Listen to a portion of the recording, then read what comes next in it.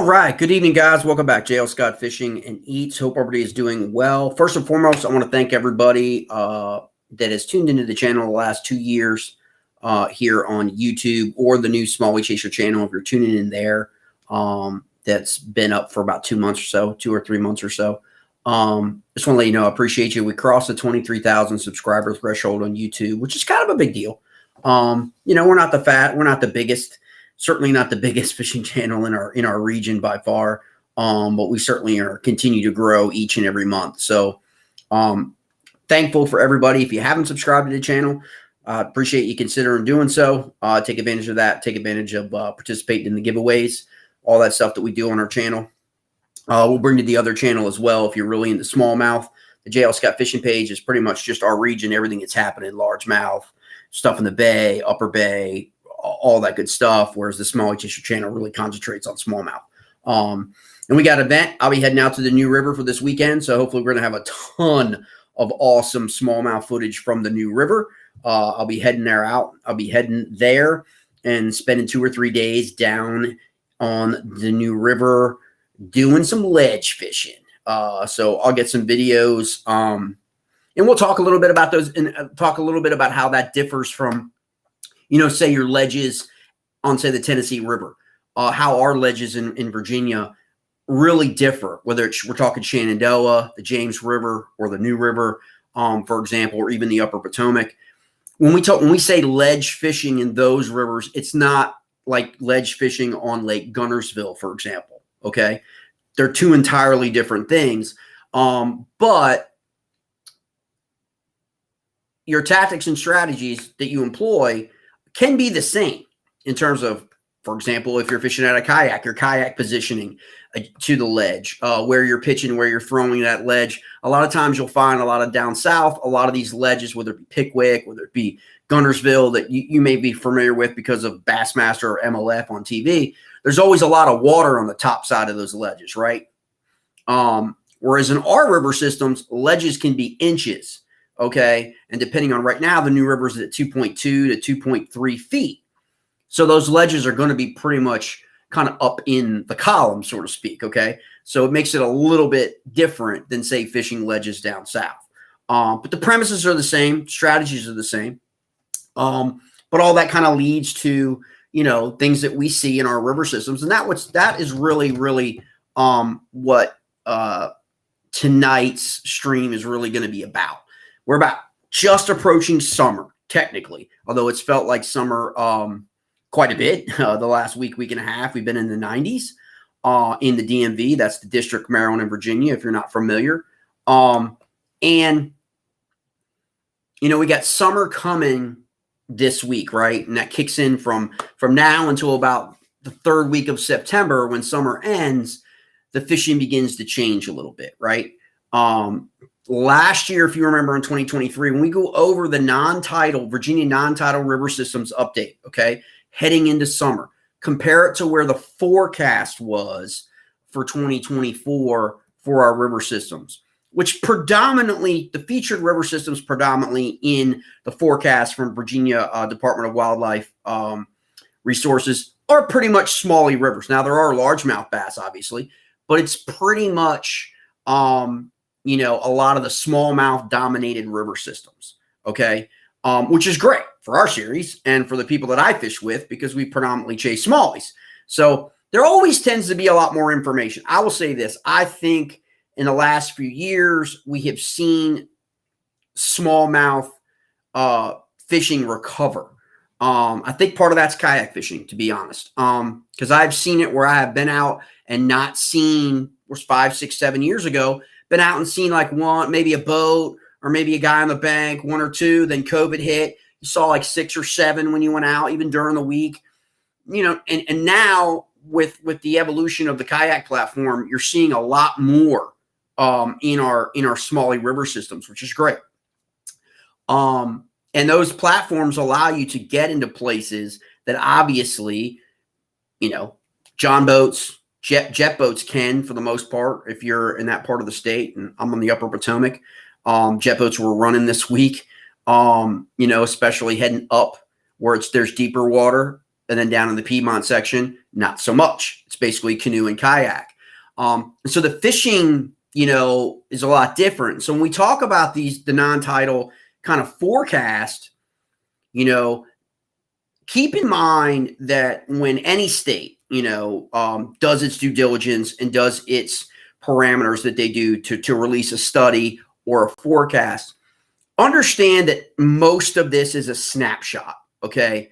And while it is a great resource to understand when we break these rivers down tonight and go over what the state is saying about these individual fisheries, it's important to note that your greatest resource is your fellow angler and those anglers that are willing to share. Not just my channel, but there are quite a few other channels in the region. There's quite a few other anglers in the region. If you want to, if you're interested in getting following those individuals, just message me, and I'll shoot you those links to the individuals that I follow, the individuals that I think are a vital resource in terms of knowledge. Okay, to me, these people are what we call KTS, knowledge transfer specialists. If you're in the military, if you're in the military, you know what I'm talking about. Okay. Knowledge transfer specialists. They are going to transfer their wealth of knowledge to you to make you a better angler. Those are the people that you want to surround yourself with. Those are the people that I hope are part of our community. Those are the people I really think subscribe to this channel, because that's pretty much what I tend to want to transition more to, away from the controversies, away from, those things on YouTube, things of the past, but I'm not, you guys know, I'm not a front to calling stuff out. Okay. When I believe it needs to get called out for the angler, fishing pressure is one. There tends to be this over predominantly like narrative driven thing about fishing pressure. When in reality, fishing pressure is subjective, and fishing pressure cannot be discussed in a vacuum. Fishing pressure relates to the fishing density of a particular river system, okay, or a lake, right? And that's what the studies do, okay? That's what the states do. That's what they do when they are doing their electro survey, when they're doing their studies, right? Again, snapshot in time, depending on what day they pick to go out there and do an electro survey, which are in the results in the non-tidal rivers forecast, okay? That skews perception, okay? And I can tell you, we have 35 anglers in the Smallie Chaser River Bassin series that are constantly every week fishing our river systems in the region, non-stop, okay? There are guys out there today. I actually scored about 10 smallmouth bass before coming on tonight, okay? 30 to 35 guys are out in 4, 5, 6 different river systems, okay? Each and every week. To me, that is a better resource than a one-off electro survey that tells me, hey, they caught, 600 or so smallmouth in this particular time, and this was the size. Again, snapshot that section of the river. Most of our rivers are enormous, okay, if you really think about it. Hundreds of miles, okay? And they do an electro survey in a specific area. I would love to see electro surveys done in multiple sections of a river the same week, to be more of a barometer in terms of releasing that information. It will skew. That's why you can't take it all. You've got to take it with a little bit of like, okay, it's a baseline, okay, because it is just a snapshot. Whereas the anglers out there, if you go on Tourney X and you go on Smallie Chaser River Bassin, you go back and look at the monthlies, and you go back and look at the Roanoke division or the Central division, and you can kind of see like, okay, what rivers are in those divisions, and then look at the catches, okay? Look at that. And you'll be able to judge for yourselves, like this is the quality of smallmouth that is being caught, okay, in these river systems. And it doesn't always jive with what the state, is releasing, with a one snapshot electro survey. And so you just have to take that for example. For example, the Upper James River, our series fished the Upper James River in April. Okay. We started off the season on the New River, and then we went to the Upper James in April. And in the report, Obviously, the James River traverses the entire state of Virginia. Okay, it runs all the way from the confluence of the Jackson and Cowpasture, all the way through Lynchburg, all the way through Richmond, and on down to Tidal to become a tidal fishery for predominantly largemouth bass. So it goes through the whole game, the mountains to the Piedmont to the eastern quadrant. Okay, and so obviously, when you're talking about a fishery that's that immense, I mean, if you just take for Richmond, now the fall line in Richmond is your break between predominant smallmouth. There is some smallmouth below the fall line, but not enough. It's sort of like DC on the Potomac. They hang in DC, but they don't really get to the middle river, Potomac River, and the Tidal down in the middle Potomac. Okay, it's pretty much largemouth. So that fall line, from that fall line all the way to the confluence of the Jackson and Cowpasture, think of it all the way up to Iron Gate boat ramp. Okay, how many miles that is? Only one electrosurvey may cover that. And the electrosurvey that's picked may actually be in one of the river float sections, obviously that has a ramp, closest to a ramp, access for the boats, for the electrosurvey to do their study, and those things. So you have to always keep that in mind when you're reviewing releases from the state. Now, the state goes on to say, I mean, think about 90 miles. So from the confluence to Lynchburg is 90. So you can do the math from Lynchburg to Richmond. So this is from the state now, okay, in the forecast. Anglers can continue to expect reduced numbers of smallmouth bass in most areas of the upper James River in 2024. This is the forecast, okay? This was their forecast. Poor spawning and survival of young fish from 2015 to 2020 has led to an overall decrease in the smallmouth bass abundance. In the fall of 2023, 926, the fall of 2023, just this last fall, 926 smallmouth bass were collected using electrofishing gear, with approximately 50% of those bass considered catchable. Now, for a bass to be considered catchable by the state standards, that's at least a 7 to 8 inch bass, okay? An above average spawn in 2021 has resulted in a better number of smallmouth bass ranging from 7 to 10 inches, okay? The 2023 spawn, based on the survey, is expected to be more prolific, okay? So in all intents and purposes, last year was a good spawn for the upper James River water trail and watershed, okay? And those would be, the spawnings would be in the lecture survey of those bass that are roughly 6 inches, six or 7 inches or less, okay, that get surveyed. And their population density overall in that 926, okay? So just think of it that if you break them down by size, all right? Approximately 18% of the total smallmouth bass collected in that fall 2023 survey, okay, were 14 inches or more, okay? 14 inches or more. So 18% were what we would consider to be adult smallmouth, okay? And still protected under various slot limits, meaning you're not supposed to catch and eat those size fish, okay? If you're so inclined to do that. That's really what that means. The above average spawns of 21 and 23 should yield better numbers of catchable size smallmouth bass over the next few years, okay?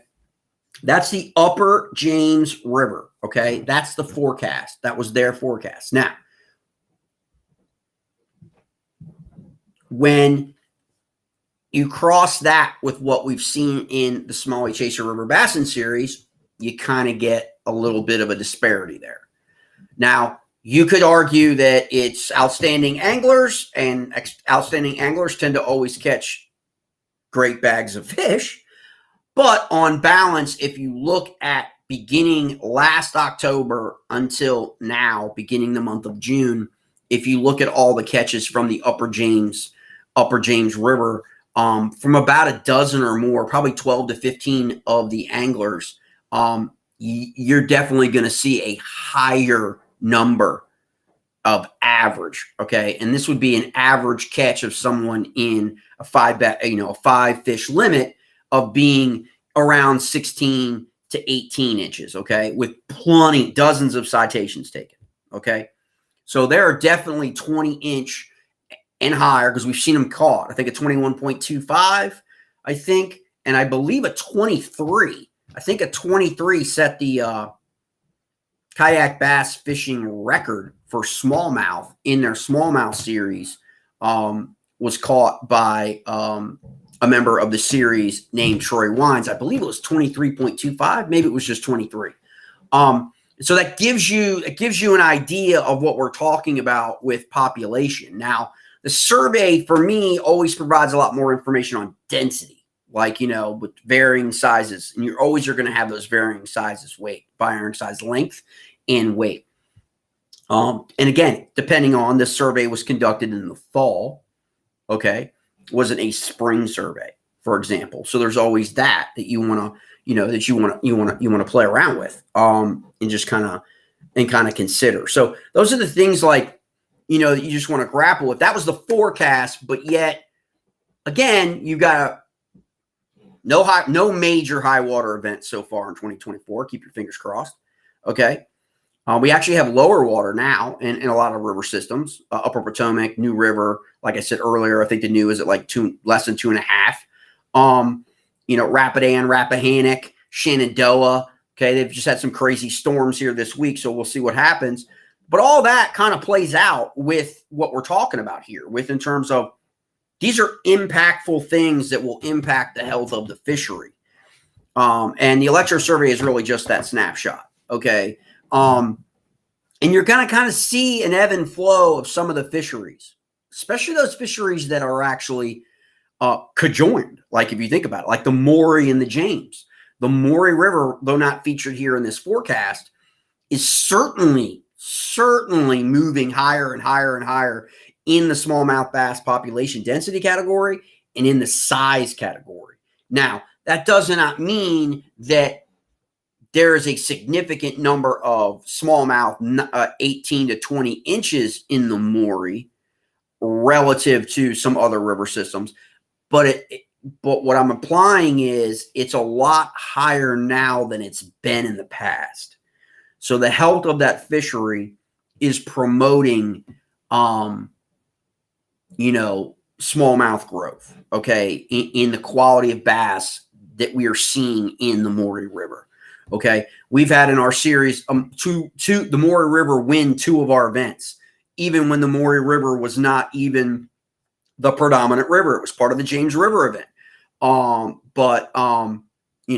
The angler in the series that won the James River event, Thomas Godby, won that event in the Maury River.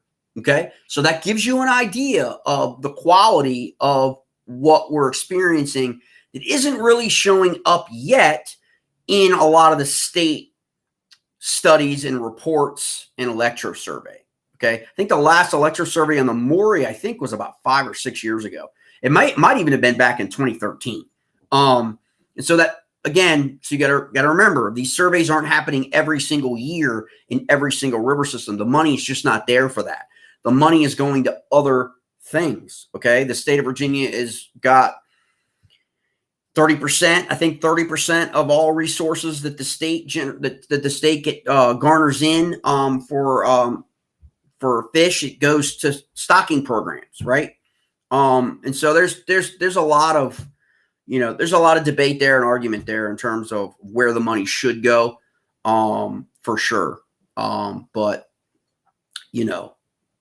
we'll see here in the coming years. Let me turn this down a little bit so you can get that glare out of the way.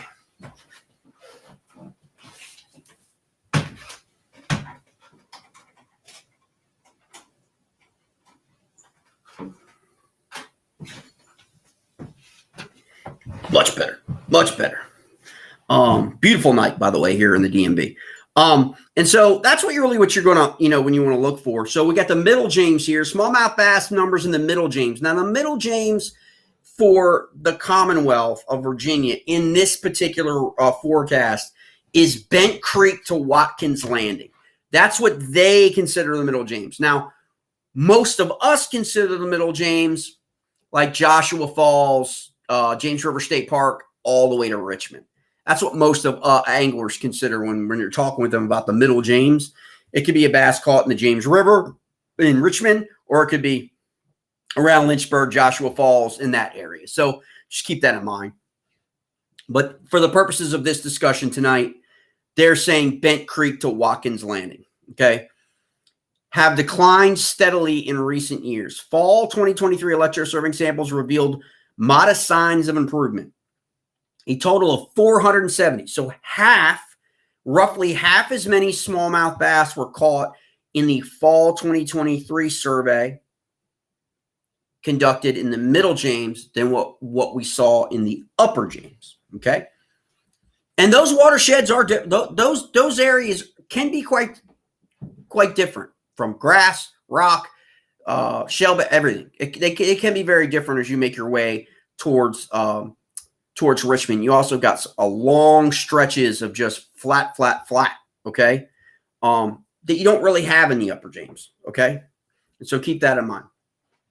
A total of 470 smallmouth bass were collected, 94% of those fish measuring less than 12 inches, okay? So 94. So that's higher because remember we said 18% of all of the 926 collected in the Upper James were greater than 14 inches. So this is saying in the Middle James, 94% of all fish collected were less than 12 inches. Fall 23 samples smallmouth. The fish that remain in the Middle River are growing very quickly and should provide modest opportunities to catch quality fish in the years to come. Recent detections of, here we go. Okay, here's the first sign of trouble. Okay, recent detections of Alabama bass. Okay, in the Tidal James. Okay, and really in and around Richmond. Okay, in and around the fall line. Now they believe from the folks I've talked to, they believe that those fish may have been introduced by anglers or whatever. Okay, which is illegal.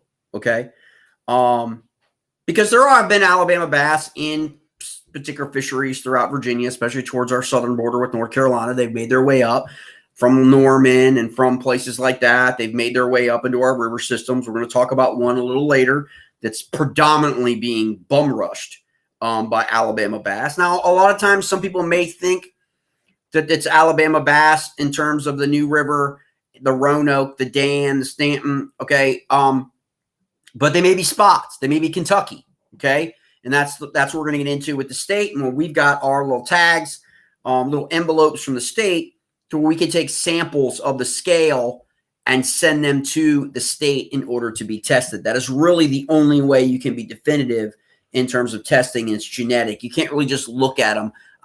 I get it. I know some people think that they have that, okay, where they could just look at a picture and say, that's an Alabama bass, that's a spotted bass. It really didn't work that way. I mean, you might be good with a good guess because the genetics, because of the hybridization, everything's in flux, okay? But this is the first sign, not the Upper James, but the Middle James, okay? So it's increased potential for more Alabama bass. Alabama bass are known to hybridize and outcompete smallmouth bass populations. That's the biggest worry, is they're known to outcompete and also reproduce faster and more often than smallmouth, and the fact that they could hybridize. And so that's a big thing. And so now you've got, let's move to, that's the Middle River. Okay, so that covers the Middle River in terms of the forecast. What we're seeing in the series from the Middle River is pretty consistent with that, I think. We see a lot of 14s and 15s. I think we've got a citation in the Richmond. I think we've got one citation in the Richmond area above the fall line. But predominantly it's 14s and 15s. That tends to be the size. And, we have a few guys that fish in that Richmond that Richmond area. So we have a lot more guys fish in, obviously, the Upper James, the Shenandoah, the Maury, the New, Upper Potomac. So, keep that in mind. But I think that's pretty consistent with what we're seeing in the series this year. So let's start now with where we're going to be on Saturday. The series is going to be on the New River, okay, on Saturday. We had visited the New River in March, I think 92. I think Thomas Cox won the event with like 92.5 inches in March on a very windy and kind of crazy weather type environment where the water just kept rising all day long. And so we're now returning to the New River in June with probably a different outcome in terms of the number of fish caught or not. It's just the way it is. It's going to be a totally different fishery. It really is. I mean, depending on, what we see. Again, like I said, 2.2 feet. So unless they open up the water, to provide all the electricity and all that electro power for everybody's air conditions, because it's about 91 degrees. It's about 91 degrees down in Radford today. And so we'll see. We'll see what happens. But you can divide the New River into like three. But we're only going to talk about Virginia. You got the West Virginia side, okay, all the way up to the gorge. You got the Virginia, which is split in half really by Clater, okay? And so the upper New River is actually below Clater, and the New River is actually above. So downriver of Clater all the way to the state line with West Virginia, which for Saturday, all of that is in play all the way to Sandstone Falls for the event on Saturday. So we're going to get a really good indication because guys are going to spread out all over that fishery, just like in March, because there's so many quality areas.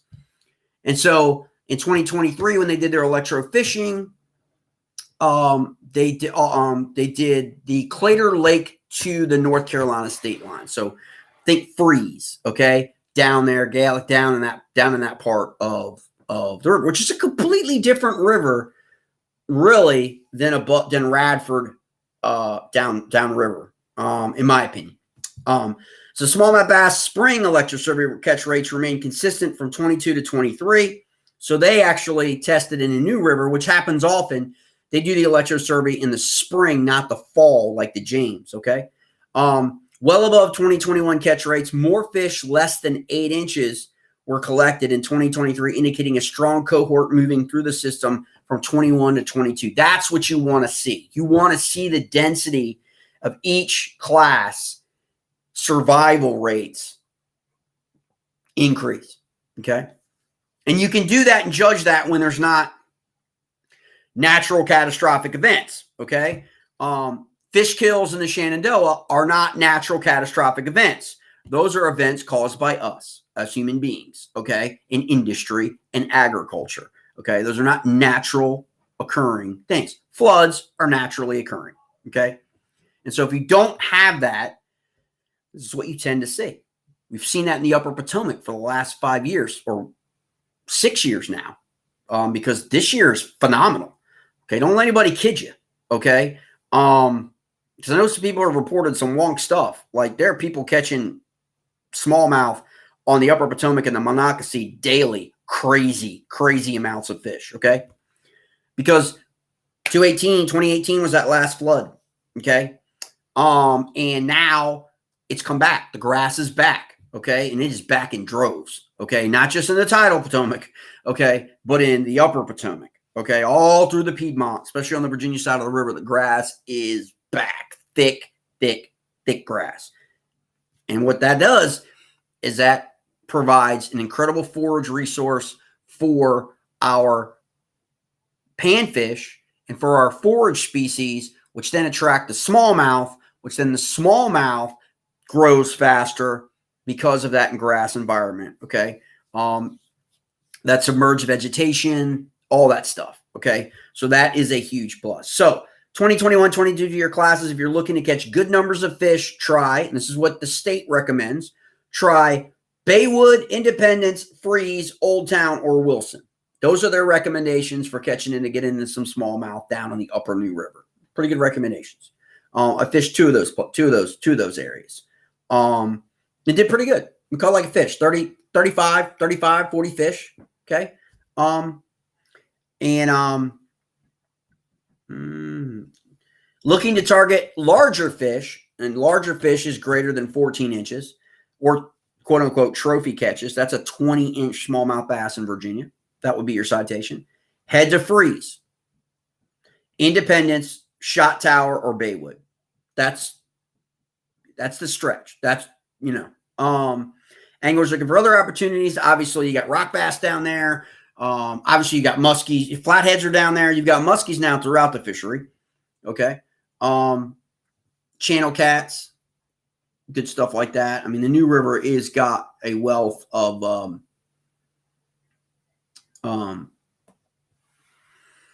fishing opportunities depending on what your poison is. Now, the one thing I think it's interesting about the New River data is looking at the upper, again, which is below Clater and then above Clater. You're going to see a disparity in the longer, and longer doesn't always necessarily mean weight bigger, because we could see that depending on what time of the year, pre-spawn, post-spawn, what time you catch it. We've seen that. We've seen some 19 and 20-inch fish look really, really skinny, okay? But what you're going to find is you're going to find that the areas below downriver of Clater tend to be bigger fish, all the way to Pembroke, all the way to Ripplemead, all the way to Glenling, all the way, okay? Narrows, all that, okay? They tend to be. That does not mean that you can't catch a 20 or a 21 or even a 22 down in Freeze, and down in Baywood, and down that, okay? Because you probably can. You're not going to catch as many, okay? A lot of that has to do with, I believe, the habitat difference and the water clarity and the water differences between the two sections, above, downriver of Clater, and then up New River. So if you look at the upper New River electro catch rates, you're going to see very, very small catch rates in their electro fishing for above 19 and a half to 20 inches. Okay. Now, so let's get into the juice. Okay. But before we do that, let's take a second and talk about some folks. Power Queen, obviously, couldn't do this channel, could not have grown this channel and growing our series without the support that we get from Power Queen. We also, you've got an event coming up on June 29th, I believe, in Winchester, Virginia, Jake's Bait and Tackle. You can come and you can check out Bent Rod Fishings. They are the guys behind the hover rig. Daniel's a cool dude. Go and check these baits out. You can check these out at Bent Rod. I'll put that down here for you guys. Bent Rod Fishing USA. Boom. BentRodFishingUSA.com. That should pop up there. And you can check out, it's called the hover rig. This thing is all straight fire right now. If you go to the Smallie Chaser River Bassin series page, you'll see some pictures of some of the smallmouth bass that have been caught with this particular setup. Okay, phenomenal. And I cannot be a do without talking about our friends at P-Line. Check out P-Line. Everybody knows tactical fluorocarbon for P-Line is probably the #1 fluorocarbon, if you think about it. But this is one that I particularly like for smallmouth fishing, is the top water, especially this time of year. Especially if you're throwing a whopper plopper, a jerk bait, whopper plopper type presentation. Even like it with chatterbaits because it stays up a little bit higher. The buoyancy of this line keeps that bait up a little bit more. And if you're throwing in 2.5, 3 feet of water, probably want to switch to P-Line top water, okay? Just because you want to keep that bait in that water column. Otherwise, it's going to get down, and you really want to just keep it up in the water column. So check out P-Line, our friends at P-Line. And then I'm going to throw up what you can get involved in early, is hit the link in the chat, and go ahead and hit the free subscription to, the newsletter. And you want to do that now. The reason why you want to do that now is because that'll capture that, and then you will get the email to join the premium subscription for that is launching. And with that premium subscription comes your opportunity to be delivered smallmouth centric baits every single month directly to you as part of your subscription. Some of those baits may include a Lake's Edge square bill. It's a Tennessee shad. This is one of my favorite baits right here. That is a Tennessee shad. This is called the Sonic Side KO from Lakes. Look at that. That is an incredible bait. And of course, if you're a crawl guy, you got crawls too. So we got tons and tons, but it doesn't stop there. Okay. So not only you're going to have access to, we're going to deliver custom bait every month. You also get the opportunity to get access to the JDM baits, okay, delivered to you as well. All right. Whether it be JDM soft plastics, JDM BFS, finesse baits, or our JDM swim baits. Okay. So that is something that you're really going to take advantage of for the premium subscription, because you just get a bait. We'll do the feature on the bait, how to fish the bait, the techniques, pictures of the bass that have been caught with the bait, how it was caught with the bait, how you can utilize the bait, and then have the bait delivered to you. Pretty simple, right? Like we said, like we talk about knowledge transfer. Okay. Probably lastly, before we get rolling back in, I do a lot of reading, guys, and one of the books I just got in and I'm reading right now, I'm almost halfway through it here, is Adam Merrifield. He's got a book out called The Mighty Smallmouth Catching Big Bass on Small Water. If you're a Smallie chaser, pretty damn good book. So take a look at that. Some good information in here, especially, different activity, finding active bass, that kind of stuff in small, skinny water river systems. I want to check that book out. All right, back to our non-tidal Virginia River Systems update, okay? So now we're in the lower New River, okay, which the state qualifies as everything downstream of Clater to the West Virginia state line, okay? That's a long ways, all right? And the river gets quite different, okay, from when through the Radford area, up through the Parrott area, to the McCoy Mountain, to McCoy's Falls, and then below McCoy's Falls, all the way Eggleston Landing to Pembroke. It's different. I mean, you got a lot of ledges, and then you got some flat, little curvature. You got to remember, guys, when we're talking about the New River, it's all about topography. I don't know if you remember geology when we were kids, but these rivers were cutting right through mountains, okay? And so the topography of the mountain influences your river composition, whether it be ledges or, faults, depressions, pools, all this stuff, okay? And they vary from section to section, especially in the New River. And I will do some videos live as well as also some capture videos from the New River starting Thursday all weekend long. Okay, because we're going to break down that river. We're going to talk about the different sections. We're going to be on the river. We're going to be out there. We're going to be seeing the anglers fish. We'll be probably talking to some of the anglers while they're fishing, capturing some of their catches, all that good stuff. Okay, so we're going to be a blast. But unfortunately, this is from the state. Unfortunately, the lower New River was unable to be sampled in the fall of 2023. That's probably due to the weather, due to low water levels. Okay, due to the weather. Okay, caused by statewide drought. This marks the second year in a row that the lower New was not able to be sampled in the fall. Okay, could be why you're not hearing a lot of things coming out of the New, right? Anglers should still be enjoying fishing from the 2016 year class, which much of that class has reached 17 inches or more. Okay, that class is now 8 years old. Okay, and they're abundant in droves. Okay. They are. By any stretch of the imagination, whether you follow guides information, whether you follow the New River Fishing Group, whether you follow our series, whether you follow whatever, Southwest Virginia Fishing, literally 18s and 19s have become the norm, okay? They just have.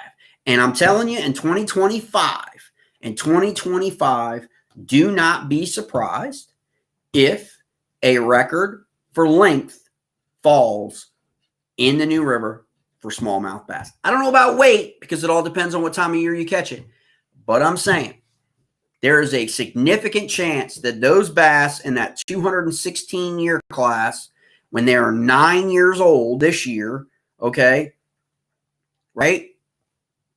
Going into 2025, they're going to be 9, okay, depending on when spawn was, all right, in that year, all right? There's a shot they're going to be some big ones at 22 and 23 plus inches, maybe 24. Who knows? We'll see. A lot of us factor it by weight. A lot of what you hear is always by weight and what the weight was by the record smallmouth bass in Virginia. But keep an eye on the length as long as they've been recording the length, because I think that could fall in 2025, if not sooner. We'll see what happens. And it'll be great if it comes from a river and not necessarily a lake. Some good news on the horizon is that the lower New River typically mirrors the upper river when it comes to year class strength. Anglers should expect to see some stronger year classes from 2021 and 2022.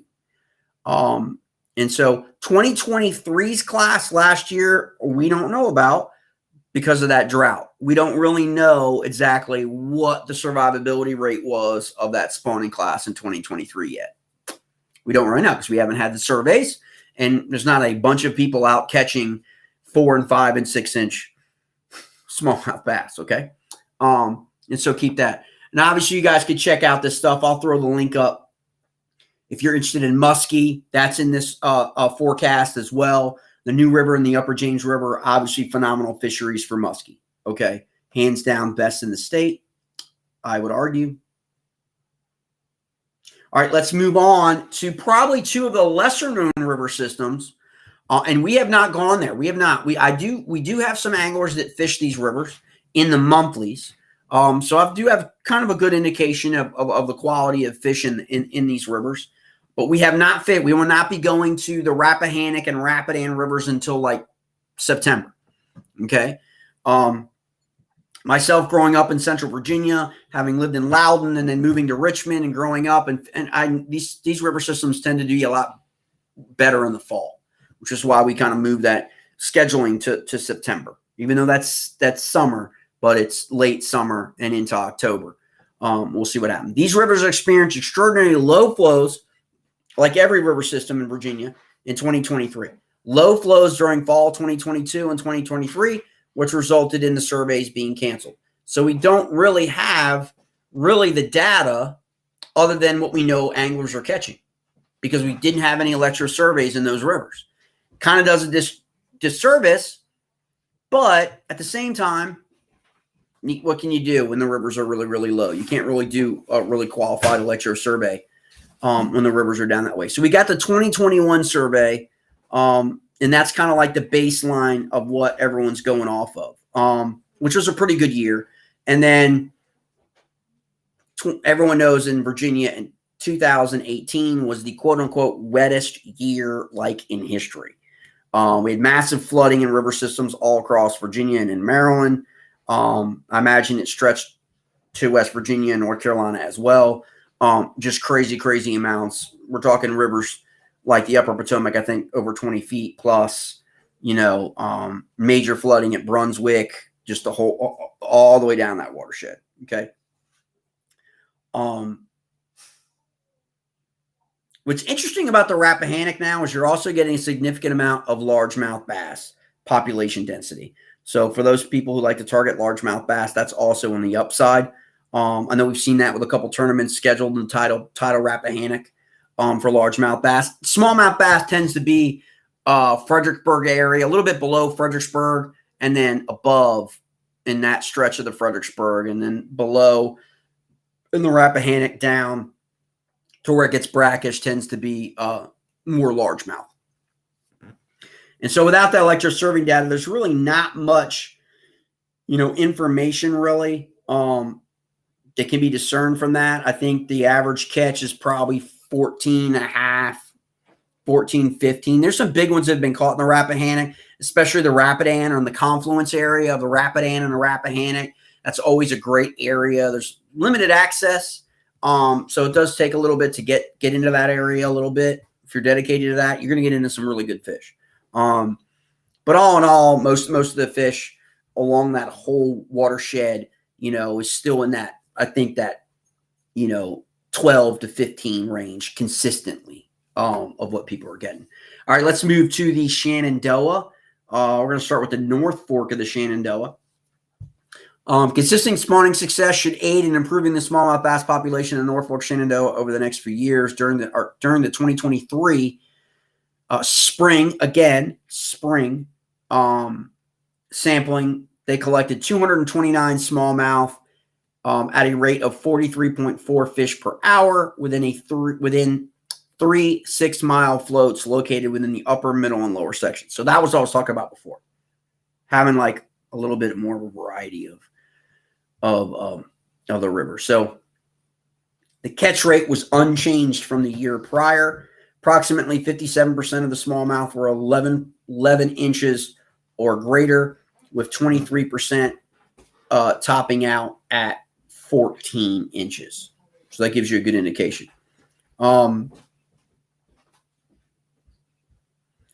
Probably the biggest hurdle that North Fork part of the Shenandoah watershed has experienced has been poor spawning. A lot of that is environmental. A lot of that issues continue on the Shenandoah River, that people have witnessed, whether it be fish kills, whether it be chemical spills, whether it be agriculture, whether it be runoff from the farms, chicken farms, all that, gets thrown in the mix. Whether or not all that is the reality, we don't really know because we tend to keep studying the same studies over and over and over and really don't ever make any headway. But the numbers don't lie in terms of population density. But from an angling perspective, the river has definitely flipped a switch and been a lot more productive with quality fish lengthwise in the last 2 years. So keep that in mind. During the spring, biologists and hatchery staff raised fingerling smallmouth bass at the new Front Royal Fish Hatchery. Like I told you, like 30% of the overall budget has been reported to be going to fish stocking programs in Virginia. And some of that is smallmouth. A lot of that is trout. Okay. But just keep that in mind. Fortunately, the hatchery produced no more fish than was required of the study, a surplus. And they spread the surplus out in their stocking efforts in the North Fork. So as of fishing for 2024, anglers should target the middle reaches of the North Fork within the Woodstock to Edinburgh area. It's a predominantly popular section.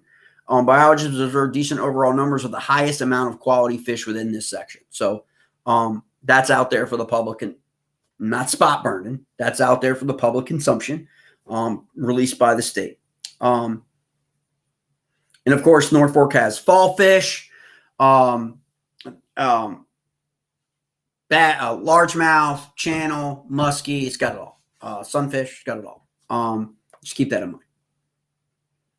The main stem is the one that I grew up on. Okay, grew up fishing, which I've always preferred. I've always thought was the better of the 3 stems myself. But I think I'm probably in the minority. I know a lot of people tend to prefer the South Fork. And I think a lot of the stuff that comes out of the South Fork is also, there's more guides, there's more trips on the South Fork, I think, than the North Fork and the main stem combined. And so we hear more about the South Fork. But in reality, I believe the main stem holds bigger fish. Okay. And I believe a lot of the tournament results bear that out, and I believe a lot of the catch rates bear that out. 2023 fall sampling. So fall sampling on the main stem, spring sampling on the North Fork. Okay.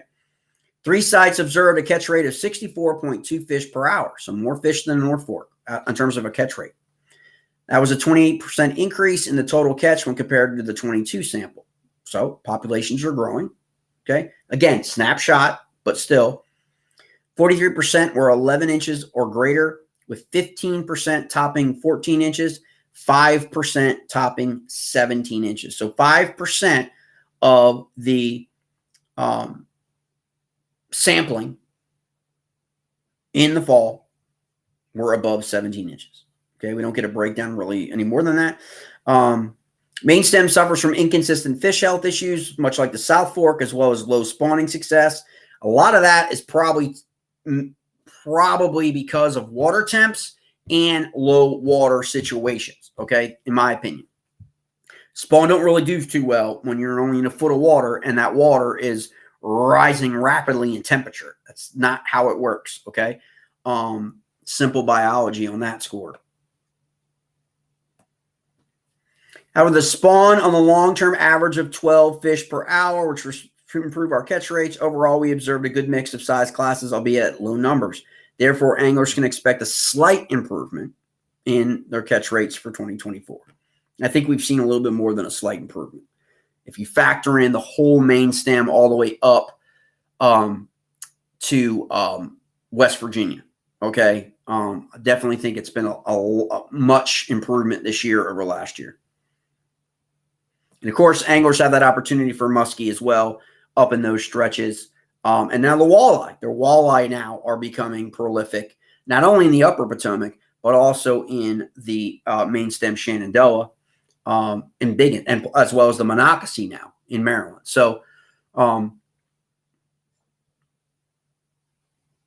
let's see here. They sampled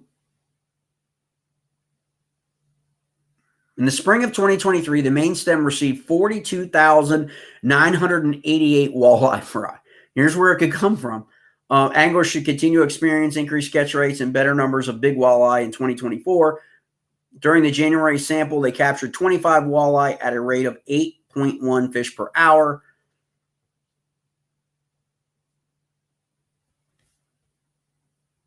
In the February spawning run, biologists and technicians handled 80 fish with walleye averaged 20 inches in length, with the largest female measuring 31 inches. So it gives you a good indication. Okay, let's talk South Fork. South Fork is predominantly the most talked about river system, probably in Virginia, believe it or not. I mean, outside of the Tidal James because of Bassmaster and MLF and the Potomac in Virginia, Tidal Potomac. Okay, remove those. Non-tidal river systems. That's what we're talking about. So remember, that's the barometer for everything we're talking about. Okay, non-tidal, predominantly smallmouth. Okay. South Fork, known by anglers as the numbers fishery, meaning anglers can expect to catch a reasonable number of bass on any given day. During our 2023 fall sampling, they collected 701 smallmouth bass, 9 sample sites at a rate of 91.6 fish per hour. That's why you hear more about South Fork. It is a numbers game, quantity. There are far more. South Fork is more like the Susquehanna than probably any other river system in terms of quantity of population density at various different lengths. Okay, if you look at it from a length perspective. All right, very, very similar in terms of that. They've got fish stacked up at all the different sizes. That's what you get on Susquehanna. Okay, whereas on Susquehanna in Pennsylvania, you're going to struggle to put more than one 20-inch smallmouth in your limit. Okay, if you're in a tournament, you'll get 3 20-inch smallmouths on the New River. Okay, we've seen it. Okay, we had 106 inches in a month. Right, we've seen it. We've seen crazy things. You've seen it in the KBF smallmouth series from the New River, 100 inches. Okay, you've seen it. All right, and so again, so keep that in mind when people spin your yarns a little bit about, let's compare apples and apples here. Okay. But the South Fork definitely has numbers, okay? Question is, where's the South Fork going to be in a year from now in terms of citations, right? In terms of 20-inch. 701 smallmouth bass from 9 sample sites. 26% were 11 inches or greater. 9% topped 14. 2% measured 17 and up. So only 2% of that 700 were already above 17 inches in length, okay? And so you just have to think about that. Compare that to the New River, compare that to the Upper James, compare that to the Memorial River now, okay? And so things are changing. Yes, South Fork has an abundance of numbers, but is that abundance of numbers beginning to take its toll on the actual size of the adult smallmouth in the fishery? So that's always going to be an interesting thing to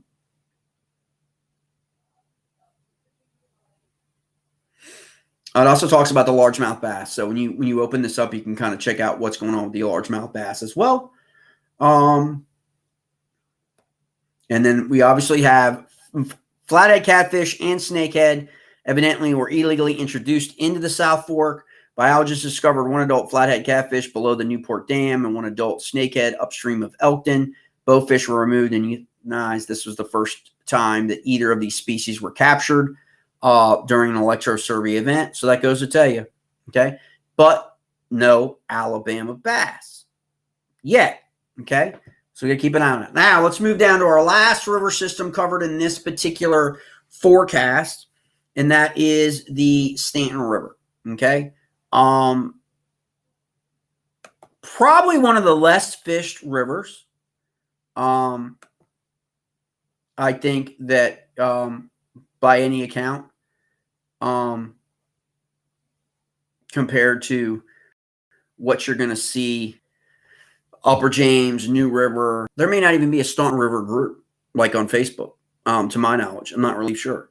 And I will throw the Dan in there with it, or Roanoke River going through Roanoke. It's just not on like the radar of everyone. It probably should be, because things are happening very quickly in this watershed. That people are catching some pretty big fish. And so smallmouth bass fishing in the river should continue to be average to good. Okay. When you put that out there, like, people are going to be less inclined to travel a long way to fish there, right? While the 2020-year class measured by density of young bass in our samples was poor, better than average year classes produced 15, 17, 19, 21, and 22 will maintain consistent catch rates of quality fish for the next several years. Catch rates in the fall electrofishing sampling show population densities 4 of the last 8 sample years above average. So that is where we're getting now. Okay, this is 6, 7, 8, and 9 years ago. Okay, these fish are now full-grown adults. Okay, if they've made it through everything. And among the best catch rates in 25 years. Let me say that again. Even though you probably haven't heard about the rivers, it is experiencing its best catch rates according to the state that it's experienced in the last 25 years. That's huge. 2016, 2020, 23-year classes were poor to average due to high rainfall and extreme flows in 2018. We've talked about before, major flood years, likely resulted in those spawns being very challenged, okay? Stan has excellent smallmouth bass habitat in the reaches of Brook Neal. Anglers new to the river should concentrate on the abundant rocky habitat as well as submerged trees extending from the riverbanks. The river also holds several Kentucky spotted bass, and the chance to catch a spot over 12 inches is very good. Basically, those spotted bass and even Alabama bass will reproduce very, very rapidly, guys.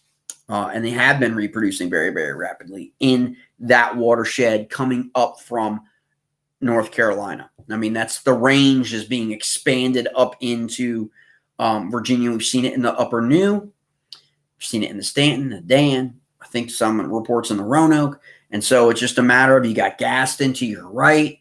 Okay. You've got the New River and Clater and, to your left, if you're looking at it on the map. This is what's happening to the range. Okay. So this is why it's classified as an invasive species that every angler that chases smallmouth needs to recognize and keep an eye on, because that's just the way that is. And you really, really can't get around it. There's not really much that we can do other than remove them, and we'll see whether or not a bounty program turns around. We do in our series when we fish those rivers, like we're fishing the New this weekend. We'll have a bounty program out for Alabama bass to remove those from the watershed. As of 2021, Virginia Department of Wildlife Resources has requested that anglers remove Alabama bass every chance that they get from river systems because of this migration. Okay, it is an invasive migration from North Carolina into Virginia. Now, Maryland, to my knowledge, the Upper Potomac and the Shenandoah main stem has yet to experience any Alabama bass findings. And so that threshold now is the New River. I'm not sure about Greenbrier, but is the New River, okay, on the western side of Virginia, and is the Roanoke River, Dan River, Stanton River, all the way to the Lake Gaston. And I get down this way would be Bugs and Kerr and all that, okay? And so obviously you know what's going on down there. It's going to become Lake Norman in the next decade. and whether or not they choose to make it and just accept it for what it is as a sport fish and as, we saw what MLF and Bassmaster has done. They've accepted the spots. They've accepted that that's their events now because there's so many, they're so prolific, and they tend to be easier to catch from what people say, down there for them to hold events for that. But there is going to be a negative impact at some point down the line in our rivers because they will, take habitat. They are aggressive. They are territorial. They are all that in terms of our smallmouth, and they will hybridize. And so there's a chance, just like what happened down in North Carolina, that you can lose your pure smallmouth. And, depending on how old you are and depending on how much you care, 20 years from now, if the Alabama bass gets up in fisheries like the Allegheny, Clarion, Juniata, Susquehanna, you can forget about smallmouth river fishing in the region 20 years from now, 30 years from now, because it'll happen. It'll all be just greenfish or half smallmouth, half spot, half smallmouth, half whatever. But it's not going to be your pure smallmouth species. And I get it. I know I always get this whenever I do videos like this, and I totally am forthfront about it. Smallmouth is not a native species to Maryland, Virginia, Pennsylvania, Susquehanna. It's not a native species to Susquehanna. Okay, smallmouths are invasive as well. So just want to put that out there. So I don't get the whole people pounding away at me. But we've all naturally come to accept smallmouth and largemouth as the predominant black bass species. And so we would like to preserve those species, obviously, for future fishing endeavors, for future generations.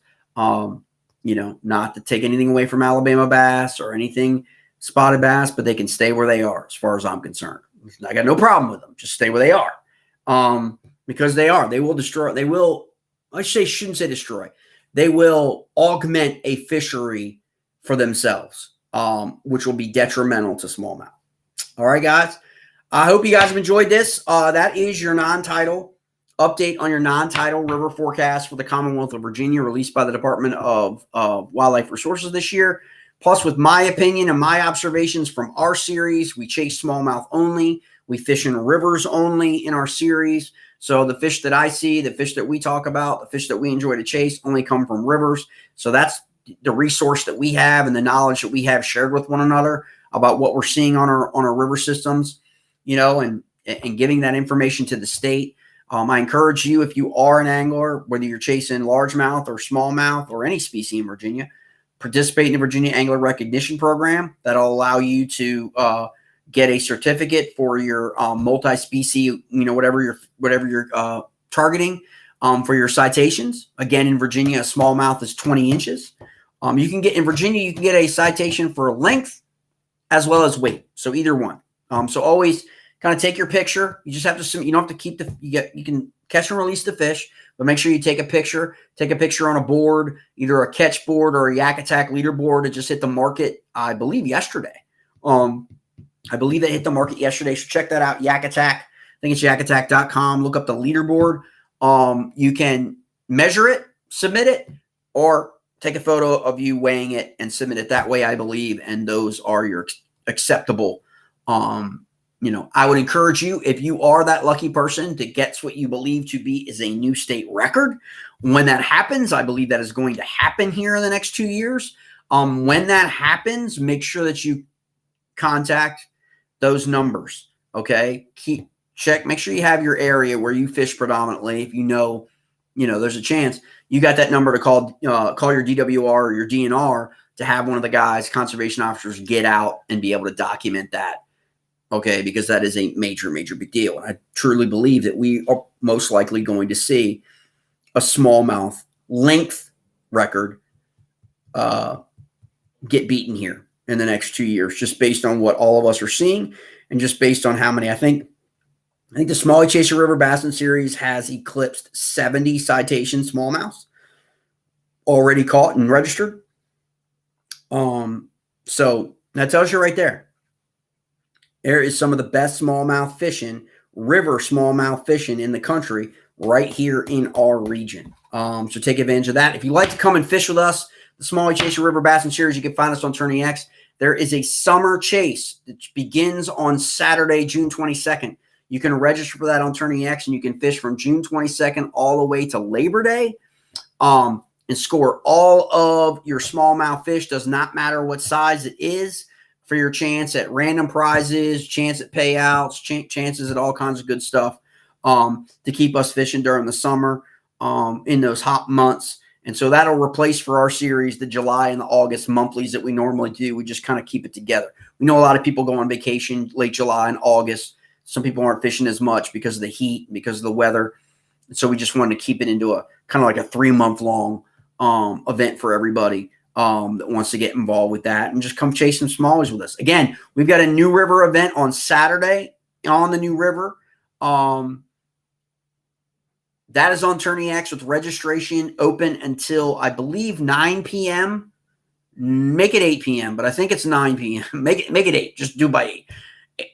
8 p.m., okay, Friday night. Okay, you can register for that event. You can enter in with your buddy and do a buddy float and enter the team division, or you can enter in fish as an individual, and you can fish all the way, as it stands right now, all the way from Radford to Sandstone Falls in West Virginia.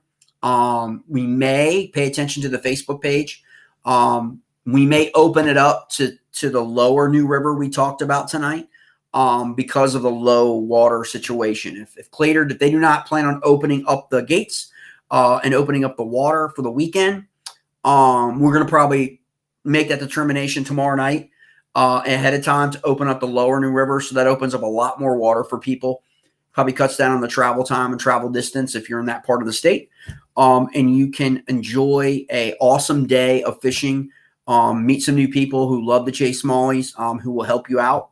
And if you're new to the scene, you know what? Hit me up. I'll set you up. We can get on a float with somebody. You can check out somebody's rigs, all the different kayaks, talk to guys about the different brands of kayaks that you might be interested in, all that good stuff. But again, I'm always here as a resource for anything that you will need, both on the Smallie front and both as in fishing in the DMV, the District of Maryland, and Virginia, largemouth, smallmouth, you got it, you name it. You guys know the deal.